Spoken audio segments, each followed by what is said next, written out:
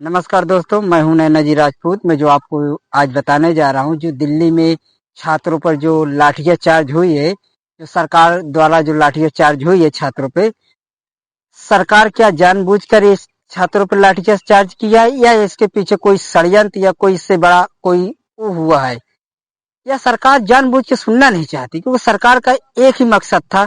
हमेशा प्रधानमंत्री मोदी जी बोलते थे कि 140 करोड़ मेरा परिवार है पूरा। और जो छात्र थे वो किसी पार्टी या किसी समुदाय या किसी से कोई लेना देना नहीं था, फिर भी प्रधानमंत्री से वो क्या कहना चाहते थे? वो सिर्फ अपनी आवाज उठा रहे थे, अपने हक के लिए लड़ रहे थे। फिर भी पुलिस कर्मियों ने उन पर जो लाठियां चार्ज किया है वो बहुत गलत किया है। और प्रधानमंत्री इसके बारे में कुछ बिना कुछ बोले या कुछ आज तक कुछ प्रधानमंत्री जी ने कुछ भी बोला भी नहीं है, या धर्मेंद्र प्रधान इसके बारे में कोई दो शब्द बोला, या बीजेपी सरकार का कोई भी नेता, शायद मुझे ऐसा नहीं लग रहा, जो इसके बारे में कुछ बोला है।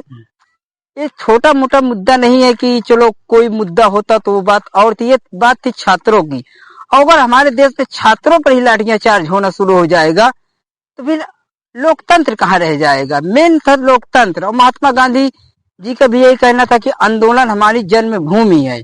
और महात्मा गांधी जी हमेशा जब भी उन्हें बात चलती थी वो आंदोलन ही करते थे। तो हमारे छात्रों द्वारा जो आंदोलन हुआ था, हाँ, उसमें छात्रों ने आंदोलन किया था, लेकिन कोई ना कोई इसमें कुछ ऐसे भी भीड़ आई थी, कुछ ऐसे भी लोग थे जो आंदोलन को शांतिपूर्वक से होने नहीं देना चाहते थे। वो ये चाहते थे कि आंदोलन को या कोई बड़ा उत्सव या कोई बड़ा गर्दिश बनाकर या भीड़ को उत्साह कर वो दंगा करा दिया गया, जिसमें काफी पुलिस काफी घायल हुए और काफी शिक्षकों जो घायल हुए।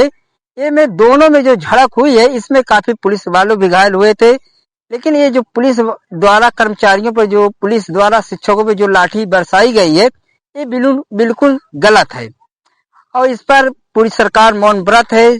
मोदी जी भी इसके बारे में कुछ नहीं बोले, न बीजेपी का कोई भी बड़ा सांसद या कोई विधायक इसके बारे में बोला।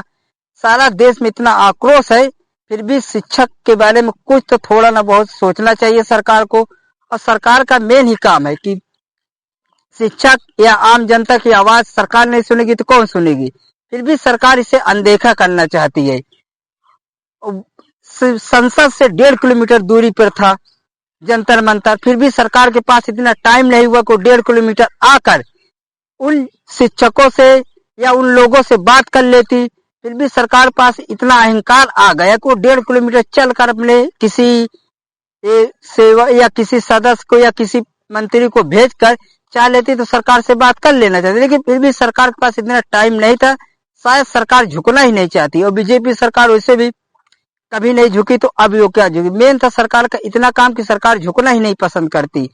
सरकार का मेन मुद्दा है कि सत्ता ही सबसे ज्यादा ताकतवर हो चुकी है, इसीलिए शायद प्रधानमंत्री को ऐसा कुछ भी नहीं